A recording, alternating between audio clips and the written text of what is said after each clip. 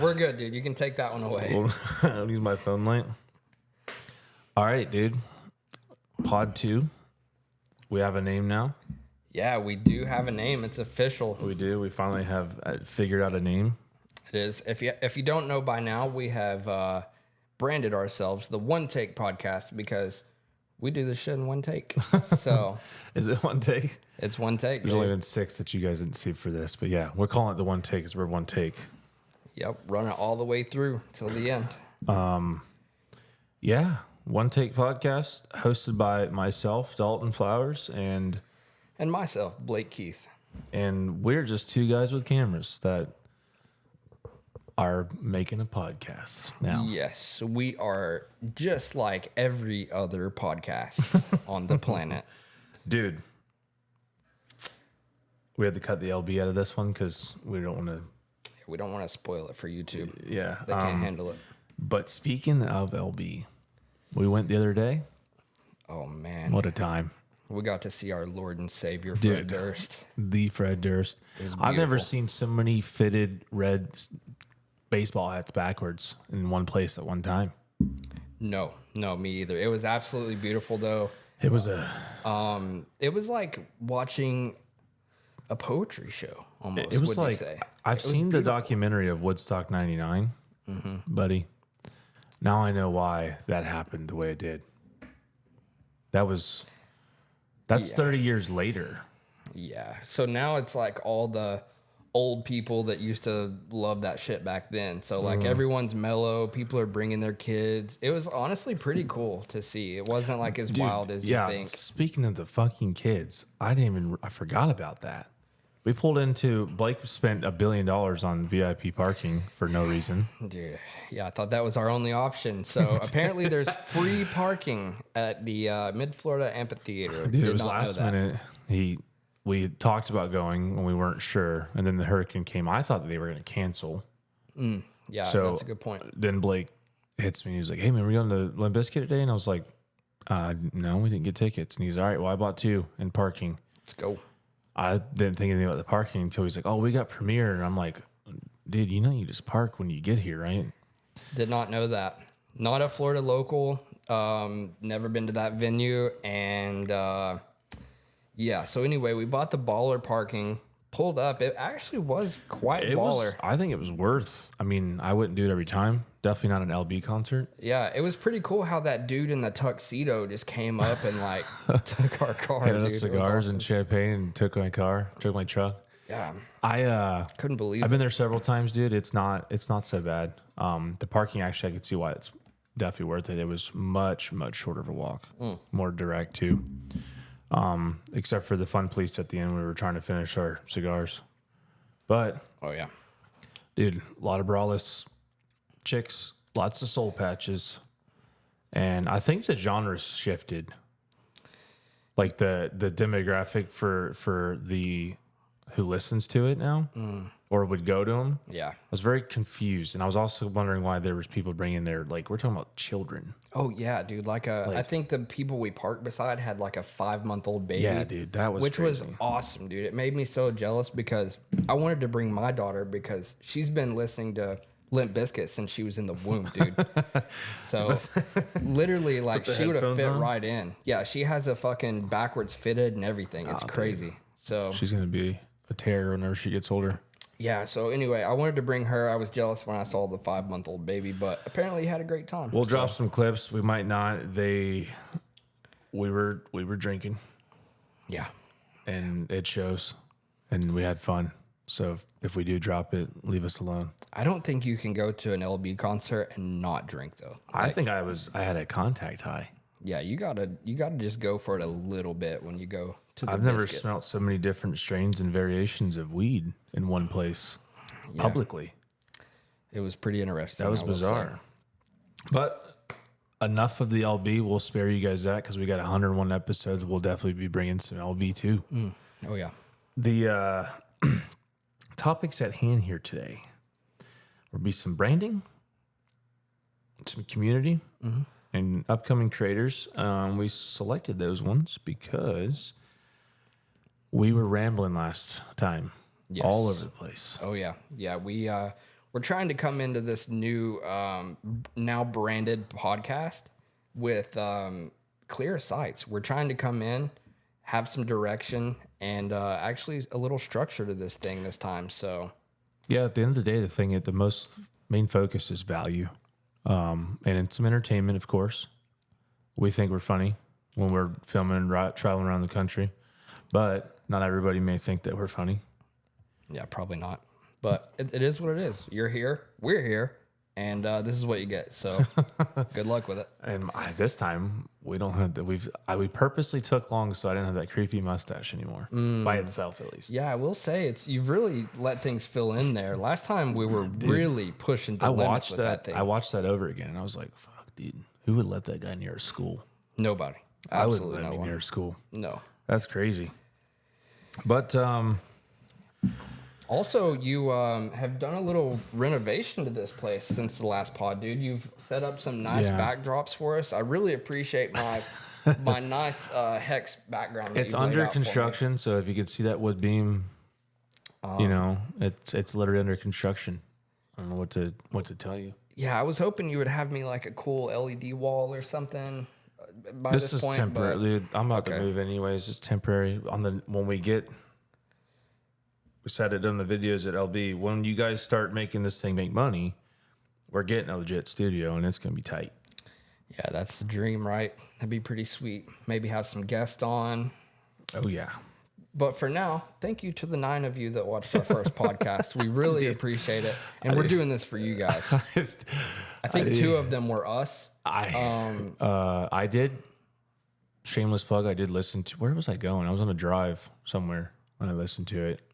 Sounds better than it was watching it. So for those of you that watched it, kudos to you guys. Nice. I wouldn't fucking watch the first one. Well, I'll be honest. I hate watching myself on camera. I hate hearing myself speak. So I'm just out here But winging it. listening to it on Spotify on like the truck, it didn't sound bad. So at least we got that covered. Yeah. Okay, cool. All right, boys and girls, ladies and gentlemen, cats and dogs. Content that every brand should be making. And that pertains to those of you guys who are in any industry, who have a business in this landscape in 2024. If you are in the business of having a business in 2024 and you are not making a media and marketing effort via digital platforms, social platforms with video, you are leaving tremendous amounts of potential on the table. Absolutely. Hands down. And there's statistics as to why. And one of the statistics that I specifically know, and I'm going to read some of them, but also I'm a cheater because I have a very, very bad memory, is 80%. There's a 80% higher success rate with video alone over still. And to some that may not seem like much, but whenever we're talking about percentages and quantifiable results, and there's a reason why video, you can tell stories and you can emit emotions and you can connect and you can break down trust barriers and connect with your audience deeper than just putting up a still photo. Don't get me wrong. I love being a good still photo still. I still shoot photos for fun. I enjoy them. They're memories. But when you're in the space of having a brand and a business that is seeking all the eyes and ears that you can possibly get, that is the one way that you can do it in the most efficient way that you can do it versus many other aspects, whether it's paid ads or doing, badass designs or doing anything like that. Video is where you can be very raw and transparent and be yourself, and people could see that live time. Well, I would say that that's probably one of the reasons that in these days, personal branding is so important for a brand. So like even if you're running a clothing brand or any type of business, your personal brand and having a voice for that business is actually going to go a long way with your customers because people buy from people. And so there needs to be a face to your brand that people can relate to.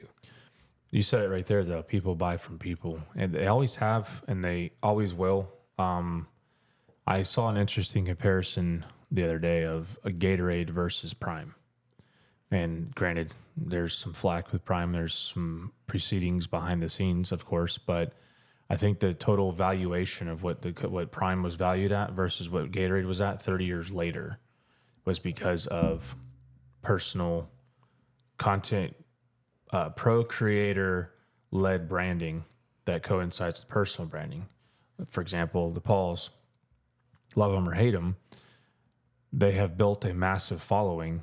So whenever they drop anything, they already have they're tapping into their other following already. They don't have to build a whole brand from scratch from like ground zero. Whereas like we started these creative pages from ground zero, and they're still only so big because we didn't focus on any personal branding until a month ago. Yeah, and honestly, that's the biggest thing that I've seen in modern marketing is just people, like I said, want to buy from people, so they connect more with you and your brand if there's a face and a personality they can resonate with.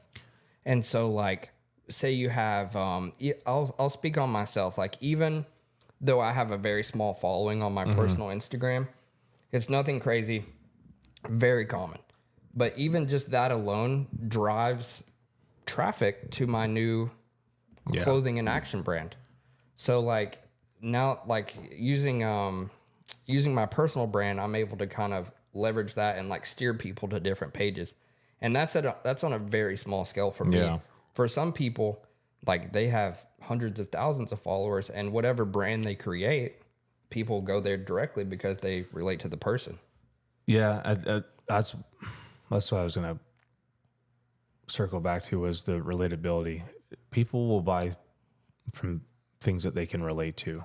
It's easier to get emotions and hero stories and things out of that, or there's other things, but like you're talking about total conversions of everything all the time.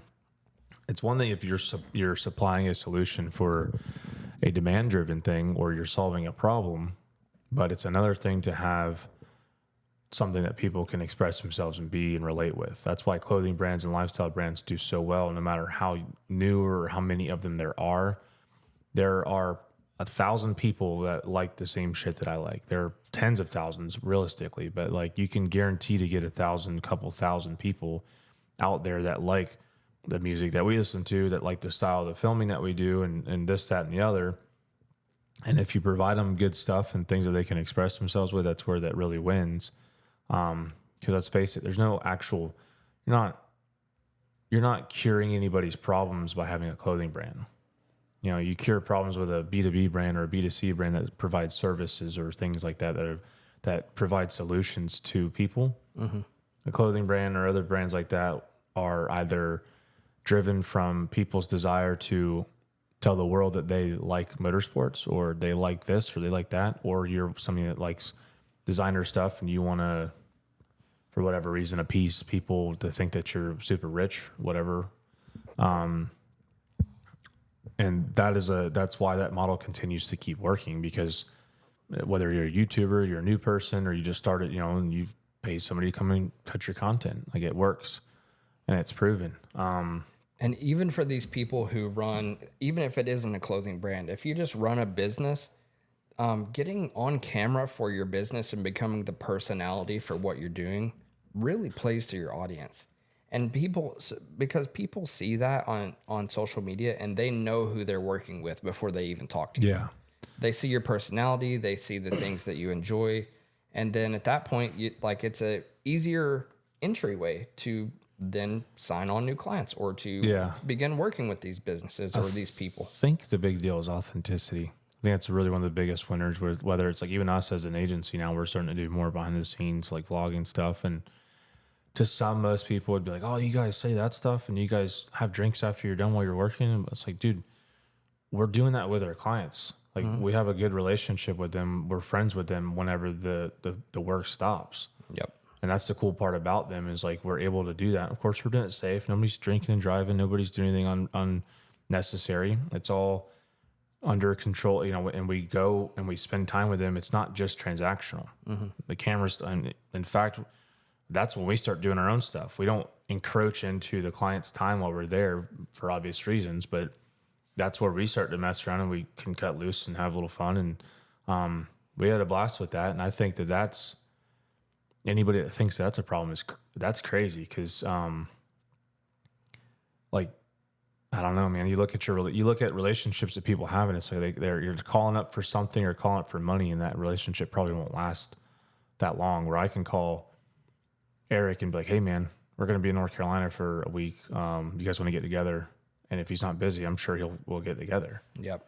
And we may be working with him that week, you know. And that's the cool thing about it, where it's like it's authenticity, and people want to work with that over, you know, farming and raking in money and getting something, you know. Yes, that's provides a solution, but I don't think that's going to be that long-term play that way, you know. So I think the personal branding, the authenticity, being real, being transparent, showing that you are good intentions and you're not a piece of shit, that you can also solve their problems, just makes it, like you said, very easy to work with, and they want to work with you because they're like, hey, we like to do that stuff too. Right. And honestly, that's probably why we are doing what we're doing now. It's just, it helps us to show who we are, and it helps potential clients see, like, hey, these guys are actually, we could hang out with these guys. It's not just a transitional, it's not just a transactional relationship where it's like, hey, I pay you, you come shoot this. We don't talk. Yeah. It's like, hey, we can go on set and have a good time and have fun, and like, we'll be excited for the next one, you know? So it's breaking down that wall of like the transaction and just enjoying the time with, I mean, it's real people you're working with, you know, you got to enjoy it. Or it plays complete opposite, and they want nothing to do with it. And that's cool too. They're like, these guys are fucking dumb, and you guys listen to too much Limp Bizkit. Yeah, well, that's cool too. Whatever, you know. Well, all right, weirdo. You guys do you, but I'm gonna do me. I don't think there's such thing as too much Limp Bizkit, is there? No, I mean, there's probably a line. I'm sure. I feel like some people. I don't encroach that line. You definitely do. Yeah, I'm sure some people who attended certain Woodstock years would probably disagree, but you know, that's a whole different. It's a different story. That's 5 years after I was born. Well, there you go. Which, by the way, that's the people. That's the people who have a problem with it. My birthday's in 2 days. I'll be 30 years old in 2 fucking days, man. Oh, dude, that's bad. Talk about crossing a line, dude. Yeah. There you go. You're crossing into old age, man. Yeah, I'm halfway through my life now, I think is what that means. Also, that just makes me more eligible to listen to Limp Bizkit without being judged. Yeah. Okay. Well, you know, if that makes you feel better, man, if that helps you sleep at night, you do your thing. The only thing I'm missing is some New Balances and a damn Corvette. Yeah, I do sense it coming, though. I had a Corvette. You did? I had a C6. I was going to make a drift car, and then, these fucking cameras are very expensive. Yeah. No, I used to have a dirt bike, and now I have a camera. So I used to have a life, and I did other things besides cameras. Yeah. Now I don't. I used to have a life, and then I got a job. That's so dramatic and extreme. Then I got a job. But yeah, I think circling back to content that everybody should be curating for their brand or for themselves in general is I'm gonna put my foot in my mouth on this one. I can't stand the short attention span thing. I think that's crazy that people have that little time to put effort into something. But it has its time and its place and its value. And short form content is being one of those things where you get short, straight to the point snippets that you can show the lifestyle of your brand, culture in your company or your brand, the things that you guys like to do, a little bit of quick insights on like how your project went or like a vlog, different things. There's so many different awesome elements that you can rope in with short form that I like the look of it vertically. Depends on the device you're looking on, and the screen. Like I notice when I make videos on the shitty little monitor behind me, and then I'm watching my phone, I'm like, oh fuck, dude, why don't I start like remote monitoring through DaVinci on my phone, which I do now. Because when you get it on here, I'll admittingly say like I'll get lazy and I'll send some videos out, and I'm like, oh, that was all right. And I'll watch it on my phone. I'm like, that's fucking sick. Yep. Like a total different attitude about it because just the color profile, the color space on the phone, but it's also on the device. Right. So it's on the native device it's for. I was gonna say it's probably tough when you're not actually editing on a native space. Like you're not Yeah. editing on your phone. So coming from computer to there, it's gonna be a little different. Mm-hmm. But even color wise, if I know in Premiere it's a big problem, like your colors can be like so vibrant and you're like, oh, this is way oversaturated. Then you export it and it's a little more bland. So I mean it's Really? yeah, there's some things you can do to change that. I've gotten used to it, so I just adjust accordingly. But So DaVinci's pretty tight. Where like I'm sure Premiere's got it now. So you edit on Premiere, I edit on DaVinci. that's right. And I used to do Premiere. I transferred to when did I go to DaVinci? I think last year. Probably around the time it got cool. It's just before that actually. You know what it actually caused it? I got fucking tired that every time, no matter what I do, I would get quarter way through a project or halfway, and the shit would crash. It does happen. And of course, no matter how many times you save it or you have it on autosave, it's always whenever you have most of the work done, and it never saved. Yep. So I had my wits end with it one day, and then I did watch a few videos on it first, and I was like, because I was hesitant, you have to, and I did it the wrong way. Like I did it on my slowest time, and I had like hardly any videos, and I was also burnt out, so I wasn't trying to edit that much. Mm-hmm. And then Minios came around, and I'm like, fuck, I got 40 edits to cut in the next 6 weeks. So you got to learn quick. So I learned very quick, and then I learned that once again, my computer is not built for that, and that's a whole nother thing in itself. We can cover another next episode. Well, before we get too far off on that, I wanted to circle back on the whole short form content thing you were just saying, because I think these days we're in the age where long form is coming back. It is, and people want longer videos. I'm excited for that. The short, cutty, like Instagram edits you see all the time. The car industry is the worst for it. Dude, if you've I ever fucking seen that. hate it. But what I'm getting at is people are tired of that like cutty, quick stuff. It's attention grabbing, but it doesn't keep your attention very long. And so people kind of like crave long form now. And I honestly think that's why it's great for brands and businesses now than ever. The brand story video has become one of the main things that we sell in my business, because having that long form piece of content on YouTube, on your website, you can run ads with it. Yeah, that's a good way to create a commercial and a brand story for your company. That way, as soon as someone lands on your page, they know exactly what you're about in 2 to 3 minutes. Yeah, I agree, and I don't think that the cutty, short, trendy stuff is going away. I think that the strategies have changed, and they've learned that. I saw a thing earlier today. Actually, I was like, "Oh shit, that makes much more sense." The longer videos where you get the followers, the short videos where you get the sales. So, in layman's terms, the longevity of your branding and its real estate. Because what we're doing is we're all fighting for digital real estate. If anybody's ever confused about what it is we're doing and how this all works, if you're in a business and you're online, it's only so much real estate, just as much as there is in the world. And that form of real estate is in people's minds, people's memories, people's attention spans, and how much they follow and rally behind a brand. So there's only so much room to get certain real estates, if you will. So the short form stuff is good to give those, like I said, that short, snappy stuff, grab their attention, pull them in, but it doesn't relate enough. You might get some good people come across a good short form edit that like, oh, that shit really hit. And then they go digging into the company or their YouTube channel for more. They want more. Yeah. That's where the long form will come in, and it'll keep them and it'll pull them deeper into it.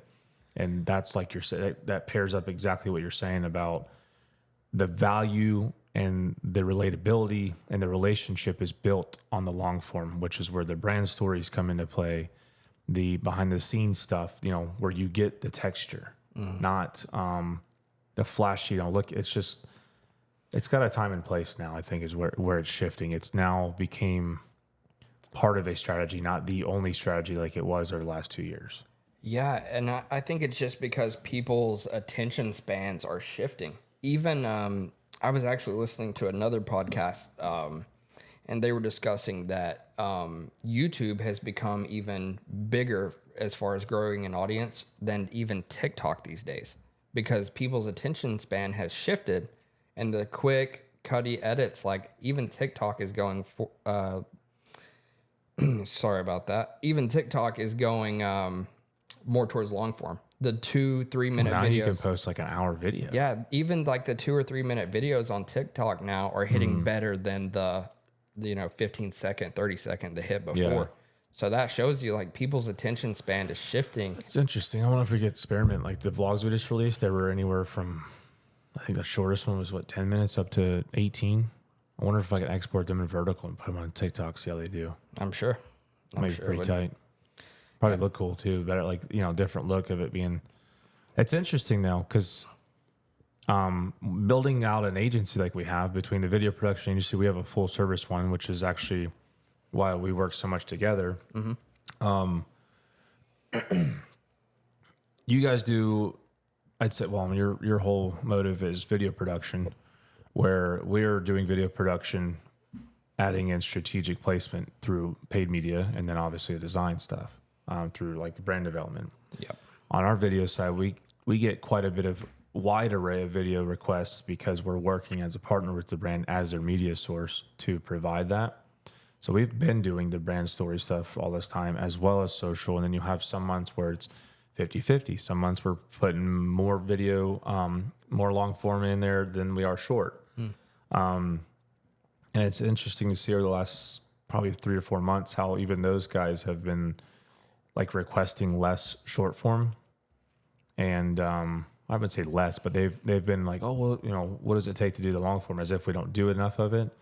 And it's like, dude, it's a different way to film it. It is like there's a different creative process in filming it.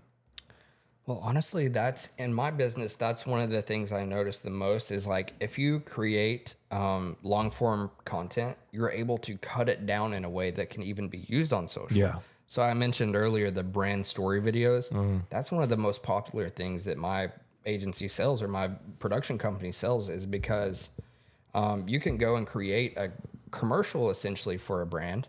And it's essentially a highlight video for their company. It tells what they're about, what they do, and 4 or 5 minutes long form. They can put that on their website. They can run ads with that. And then not only are you creating this piece, the long form, you can also cut that down into short social content. Yeah. And one of the big things I see these days is people take a cut down version of that and they'll pin it to the top of their Instagram profile. And so when someone lands on their Instagram page, directly the first video you see is exactly what they do, who they are. And I think that's just like a really powerful play for video production companies these days.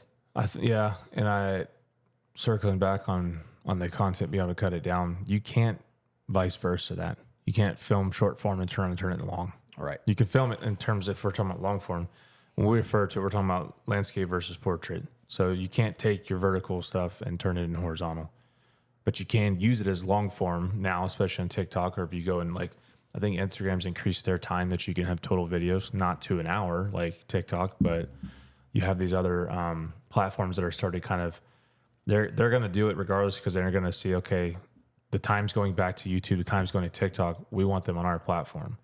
So you're going to get people like Instagram to start circling back and saying, okay, here, you guys can post 10-minute videos now. Dude, the people at Instagram right now have to be flipping out, because IGTV was just before its time, man. Like, imagine if IGTV came out right now when long form has made its way back around.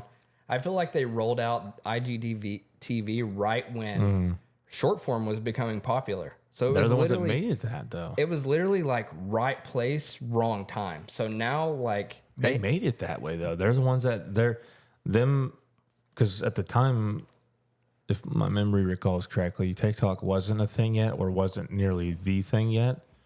So the whole vertical short form content was predominantly, if not all, on Instagram, and they shot themselves in the foot. Yeah, because it was only YouTube at the time. They were trying to experiment with this shorter attention span thing and go with shorts or reels.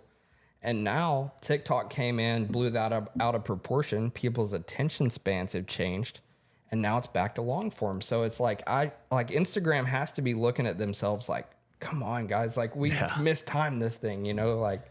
But you think they can't just turn it right back on though? Like, there's no way they just threw out all the development. They had to have like just removed it. Well, think about it now. Now that TikTok is even going a little more long form, they have like 2-3 minute videos that are really popular, and I'm sure you can go even longer. I don't use TikTok that much. I've dabbled, man.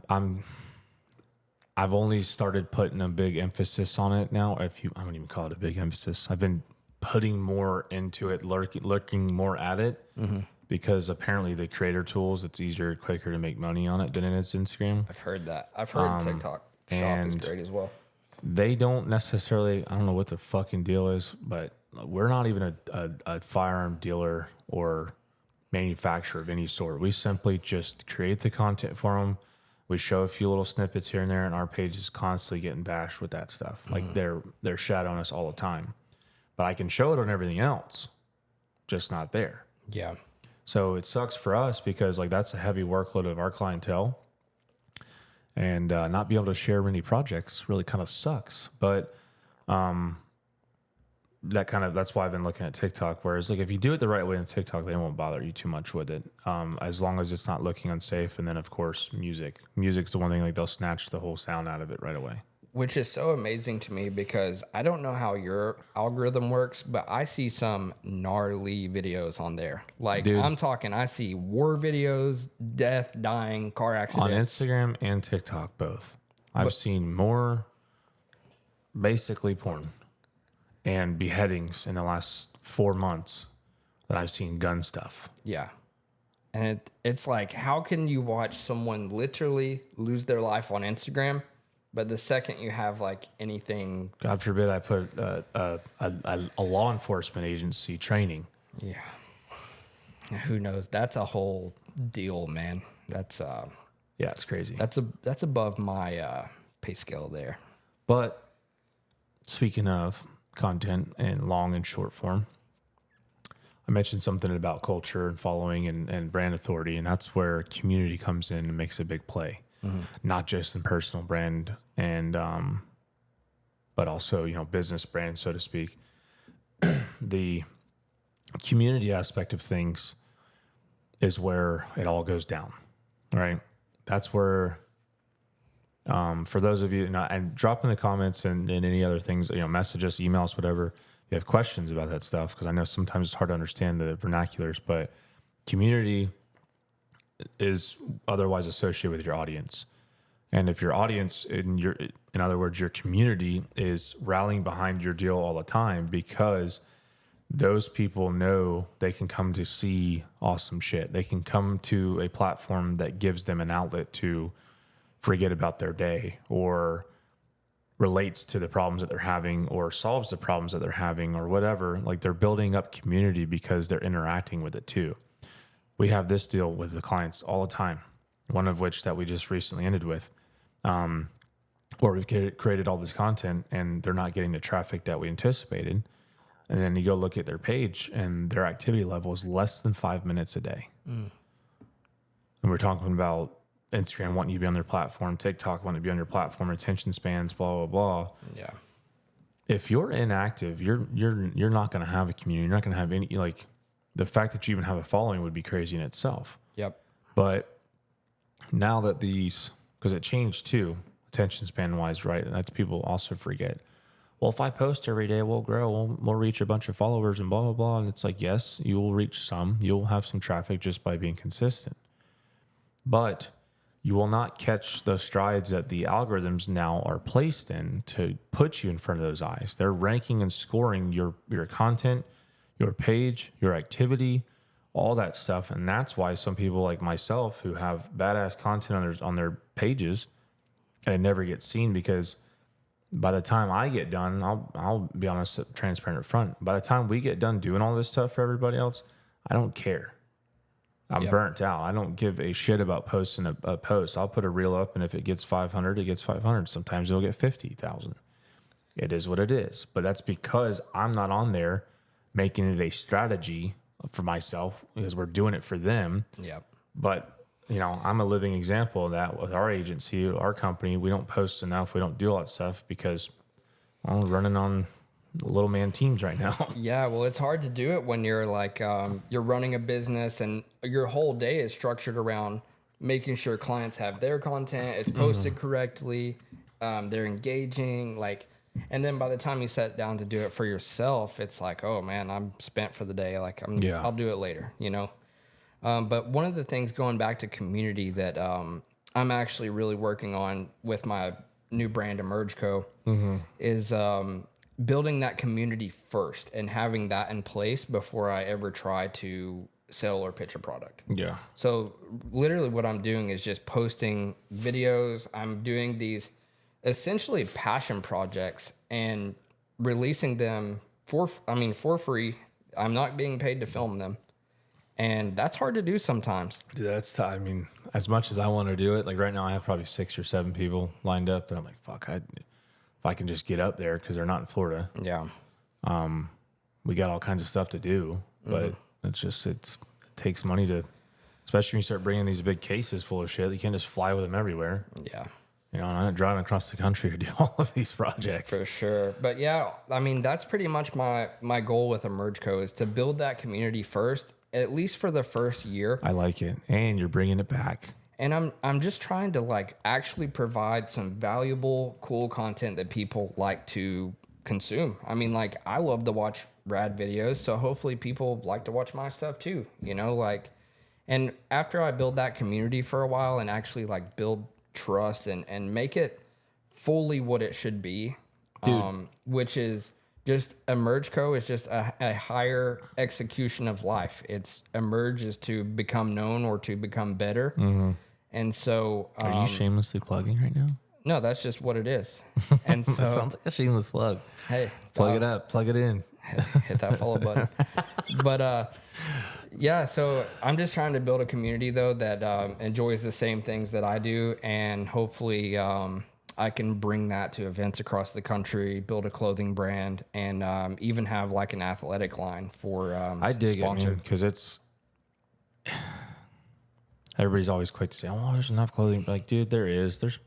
Doesn't matter if you make it. Somebody else can make one tomorrow. They probably already did. But the purpose behind it, you know, like for example, we talked about Vermoto quite a bit. You worked with them, and we've been around the motocross industry for a long time.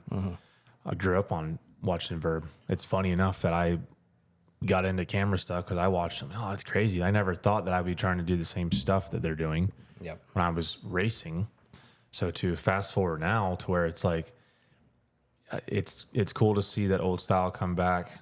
Not because you can't let go of the old times, but it's just awesome to have some nostalgic stuff that makes its way back that was enjoyable to begin with. It just phased out because things do that. Everything does it, right? It's just a constant revolving door. History repeats itself, and that saying's there for a reason. Everything, nobody's reinventing the wheel. You're simply doing it better than the last person, or doing it a different way that somebody likes better. Yeah. That's realistically it. So like for all of us that have these agencies and all these other things, like,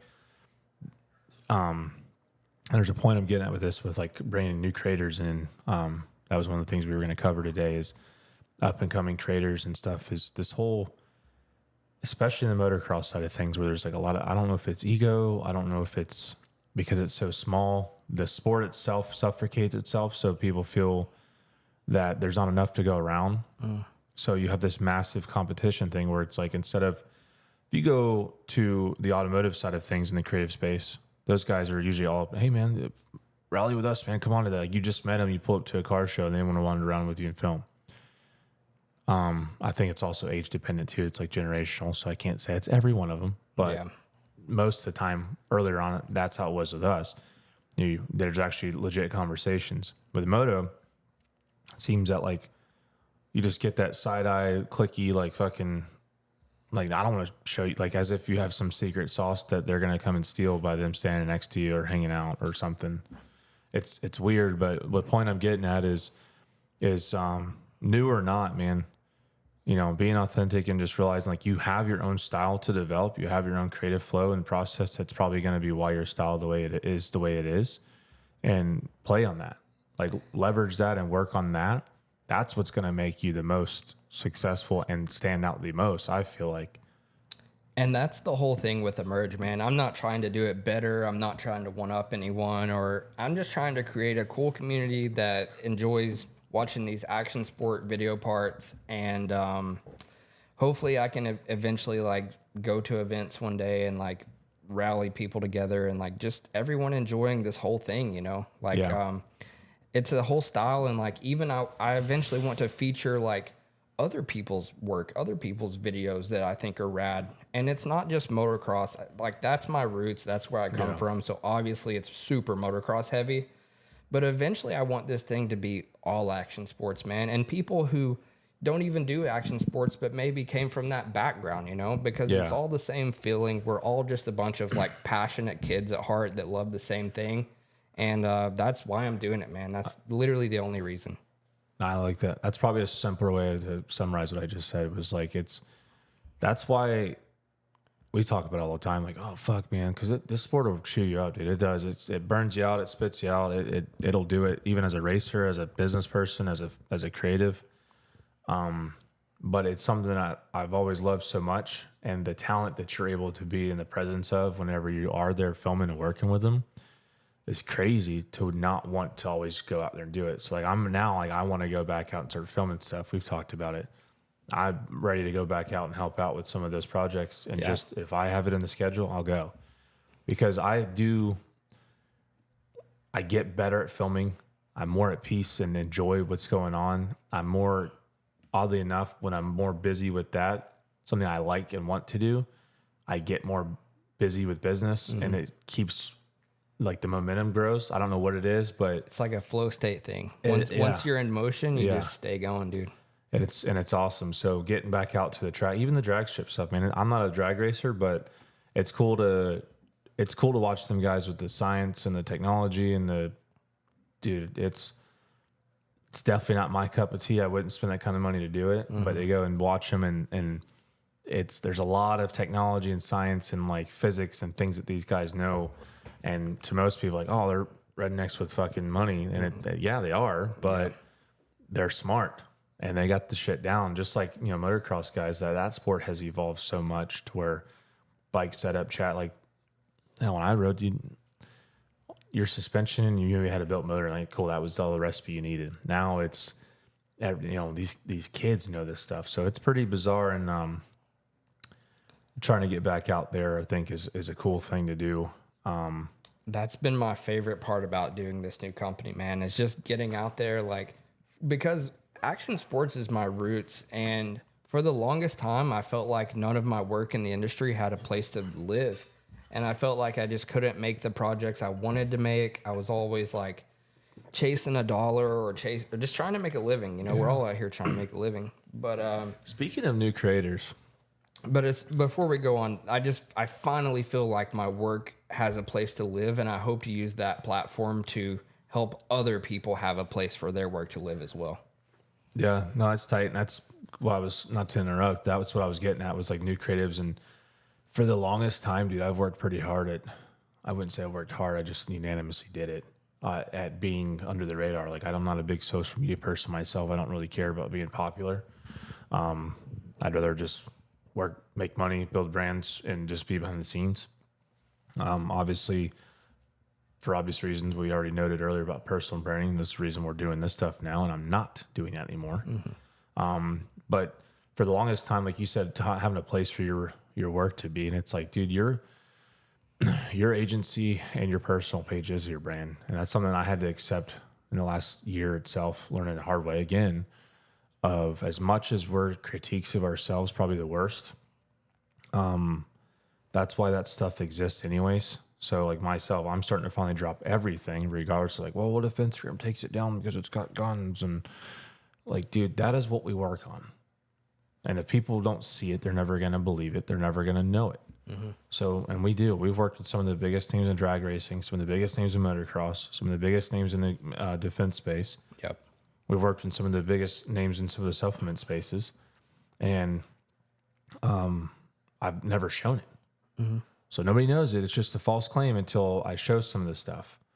And unfortunately, I've been like, oh, well, what if people don't like it? Or what if I worry about stuff that only I was fucking worried about, not what nobody ever actually sat down and said, hey, that might not be good to put up there. Yep. That was myself.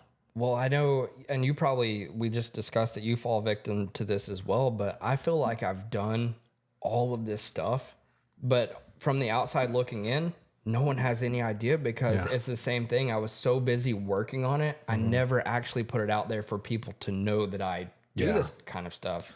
No, So like to the outside world, I was probably like under the radar a little bit for a while, but I was just working, man. Like I didn't have time to put out my own stuff. Yeah. So recently we've been making a big effort on that side of things, just trying to, you know, put out personal content and put out like show what we do, you know. It's a big effort to us. I'm laughing because we say big effort. Like it's a lot of time, man, especially whenever it's now becoming our own stuff to put out there. I find myself, I'm already attention to detail. So like, I'm already like hesitant to put stuff up, especially like, okay, like this, we're a production company, an agency, like this reflects highly of us if this doesn't look this way. Yeah. Now I'm putting in my, like, as the personal cinematographer aspect of it, now I'm putting even more. And I'm like, fuck, I feel like I'm doing a lot, but then I only get 4 videos up a week because that's all the time I have. And it's like, fuck, dude, these guys that have 2 going up a day have, obviously they have a team, but that is just a lot of volume. That's some serious output. Well, honestly, one of the biggest things I've been doing is I'll sit down on like a Sunday and just crush out like 3 or 4 videos, have them all built out for the week. Yeah. And the only thing I have to do is just go through and post them. I don't schedule them. Dude. I just go through. Which sucks too, because which one? I tried to do it the other. I was reading a thing like the quality level, how to keep the quality and hit it better. Like they'll hit better when they're posted. So Instagram's self-explanatory. You just go make drafts and then they're ready and you just post them by hand. And then they'll go to Facebook. All the other like TikTok, same thing. They have a scheduler now built in. Instagram's got a scheduler, MetaSuite. YouTube. Somebody said to post the shorts directly from your computer. I spent an hour the other day getting my ass kicked looking for where or how to do it, and I just couldn't find it. So I had to resort back. Like for the pod, I was going to take some of the chunks that I used Opus Pro for, and I couldn't figure out how to do it. So I'm like, fuck, I'll just do it manually like I used to. Oh, okay. So I don't, unless I'm just dumb and can't find it. But I tried Studio and the platform, and it just couldn't find it. So I don't know if they changed something recently or if that was a misprint. But I feel like I always just do it from my phone, so I don't. yeah, it's much more. The point is, it's just much more time consuming. Yeah. Like the schedulers are there, but don't like the third party schedulers are where they ding you. Yeah. Which again, circling back to some new creator stuff. Tips for new creators. We try to do that everyone because it's, you know, I've personally been there where we don't get any. Hell, I didn't think I got any help from anybody. Yeah. I think maybe a handful of dudes in like the automotive space. I think you at one point in time back in moto early on, I asked a few things, which is weird. I think we only met formally like twice. Yeah. And then I seen you handful of times, a couple. Well, I've met, but then like I've seen you at Minios and other tracks, and then like you'd randomly pop up in Florida before you moved here, and we'd be like, "What up, dude?" As if we knew each other for 10 years. And I'm like, yeah. Does he even remember who the fuck my name? Like, what? Oh, for sure. And honestly, like, I always laughed at it. People, I always wondered that too with like people in the moto industry, but I feel like for the most part, I remember most people that just because I try to not get too fucking like big for my own self, you know. The only time I don't want to sit down and talk to him is like if like we got races that we want to film. Yeah. I don't want to talk about motos or like we got stuff to do, but I'll sit down and take an hour after we're done to hang out and talk all you want. Oh man, I enjoy it. I love like going to the, like, especially if you hit like Loretta's, Minios, all the homies that you just don't see for a while. I love just like bumping into people and being like, yo, what's up? You know, like just shooting the shit for a second. Even if it isn't that deep, it's just cool to see everyone. Like we're all out there doing the same thing, and it's just enjoyable to have that little like community. All these people know what's up. They're all doing the same thing you are. So that's cool. The thing too. Like tips. Speaking of tips for newcomers, like don't be afraid to get out there and mix it up with them guys, man, and ask. I know I say sometimes there are some bad apples in all the industries in terms of creators, and that's just people themselves. That's not the industry. That's not the creative role. Just some people just aren't pleasant people. or they just have insecurities where they think that them talking to you for 10 minutes about camera settings, you're going to take their work from them. That does not matter. Chunk it up, mix up with these guys, man, ask questions, and, know when to know when to respect their time or their space a little bit. But, it's a good way. Sorry to cut you off. It's a good way to get work for yourself. If you're networking with other creators and you're fully in the mix with hey Dalton, what are you doing? Like, what are you up to? Or like, hey, someone out in North Carolina or wherever, like, what are you up to? What are you working on? Like, sometimes they need a hand on a project. Sometimes you need a hand on a project. It's just, it's a good way to keep yourself in the mix of people who are always doing work. So this came about. Yeah, honestly. I threw in post. I needed people pretty quick. I threw post up. Blake hit us up, and he's like, "Hey man, I'll help out." And that's transpired tenfold since that conversation 3 months ago. So, yep. And that's just came from Blake. And I happened to the one Verb Moto dude. I was like, "Hey man, what's up?" Because I didn't even know you were the main dude. I just thought I thought you helped out here and there. Wait, on what? On Verb, like you're one of the main crew. Oh, I wouldn't say main dude. I was like, not the main dude. I meant like the one of the intermediate. Like there's mainer dudes. There's more main dudes. I was just like, because I was like full time, but I was for sure like low on the because I was pedestal. new, and the last thing I was gonna walk up to the Verb tent like, "Hey man, can I do videos for you guys?" Oh yeah. Like I figured if I built up my capabilities first, and then I happened to run into them, I'd be like, "Yo man," and it just so happened that as I grew, I didn't need that platform anymore like I thought I did, because I thought that was going to help with my success. It probably would have helped, but you still got to create your own style, your own flow, your own process, your own way to do stuff. Like again, don't be afraid to go and work with guys and chunk it up and get in there and to spin off that, like, be authentic, man. Develop your own style, figure out what you love about creating and filmmaking, and play on it. Whether it's color grading, editing, the filming itself. Like, we worked with plenty of guys. I know I have that they just want to film. They don't want to edit. And that's crazy because it's, I think it helps you be a better filmer and editor, being both and knowing both. But the shots that I got from that dude were excellent shots. They were phenomenal. Yeah, it's crazy unless you're like really fucking good at what you do. And that's just like your specialty, and you work on Hollywood films and big ass commercials, and you're just a colorist and editor. Like, that's a whole other thing. But if you're just out here in the field trying to make a name and you're only doing one thing, you're like shooting yourself in the foot. So trust me, it's definitely and I'm so far from it, man. There's 10,000 times better probably editors and colors or filmers, whatever all these fancy names are. Mind you, I have no formal education on it. Right. So there's 101 names, I'm sure. But being able to be well-rounded is probably your best way to keep getting work and to keep growing, because nowadays, especially if our teams are running leaner, like we run a lean agency. So I won't hire a filmer that can't edit. And I won't hire an editor that can't film, because that defeats the purpose of having that person on the team to be able to go and help us out on projects where we have, there's requirements, there's dependent, these clients, these customers are paying a lot of money. They're depending on us to achieve this stuff. So if I'm relying on one dude to go get shots and one dude back somewhere else to take the shots, and he's supposed to know how to magically put these together, and he was never there, it doesn't always come out that, doesn't come that way. We've tried it. We've tried the remote editors. Some have been pretty good, but there was definitely a massive difference whenever I compared him to him that was with me. It depends on who you're working with, for sure. But because there's some guys you can just hand literally anything off to, and they can make incredible shit. But it's usually because he's both. Maybe not on that particular project, but he definitely knows that process. So that's probably why he's probably got a background with both. Mm-hmm. Yeah, I mean, there's times where that is great, and there's times where you just kind of need someone who's well-rounded. So, and I think especially for small teams, the more well-rounded you are, the better off you are. I know, trust me, I would love to be able to go shoot and just hand off footage and not fucking worry about it, but that's not where I'm at yet. So, for the most part, I'm shooting, editing, doing business, trying to sell, trying to Dude, trying to post on Instagram so that people know what I'm like. Just everything, literally everything, a million hats.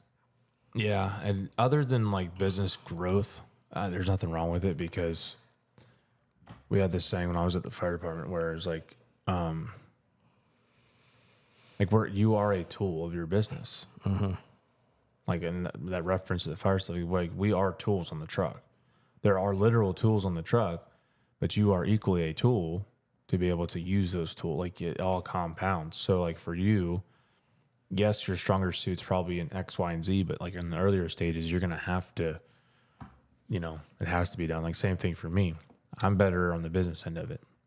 Yeah. Like on the so much so that I do it so much, I'm like, fuck, I get tired of it. Then I want to go back out and film. Yeah. So it's cool how the push and pull is always there to where like you could tell, I could tell the work that I do when I get like that, night and day difference. Because your burnout, the capacity, the bandwidth all kind of works together. It's crazy how it works. It's just knowing when to take breaks and knowing when to like, if you're sitting at the keyboard like fully stressed out, maxed out, you just got to go for a walk sometimes and come back and be like, all right, we're good. Most people think that like I'm gonna speak personally for myself, like taking breaks and taking a step back. I like to go take my camera and go do shit that I like to do. That's when I start going back out the motocross track. That's when I start going on a trip somewhere, and I go and just do my own thing with no objective other than just seeing what I can do. Yep. And then I'm like, this is why I do this. This is why I started doing this. Then you get reminded, and then you get reset right back into like, oh shit, I get the opportunity to do this. Well, sometimes I even like, if I get to that point where I'm just full stressed, maxed out, like I just leave the camera behind and I'll go do something with the family for a couple days and just chill and like just reset. And then when you come back, you're eager to get back to work. And so that's been big for me, honestly, just learning when to take that downtime. And, I think it's a good way to prolong your career. You're not stressing yourself out to the max. So for sure. Well, that's going to be the conclusion of this episode. We're going to try to keep these at 60 minutes, just for everybody. I think same thing. Too much, in too condensed period of time. People don't have that much time in the day. Yep. If you guys are following along, we're on all socials now, besides Twitter and TikTok. Not sure if we're going to bother with them. Not right now, but Instagram, Facebook, YouTube, Spotify, and Apple. We're on all of them. You guys want to follow along, subscribe, jump on there. Add them to your playlist, please. That'd be awesome. If not, don't. We don't care. Yep. But we are now branded One Take Podcast. That's it. We landed a name. We nailed it down after that first one. That was like a 10-day project to do it itself, but yep. But we appreciate again the 10 followers or viewers, whatever it was. Shooting for 12 this time, but we know that's quite ambitious. You guys just,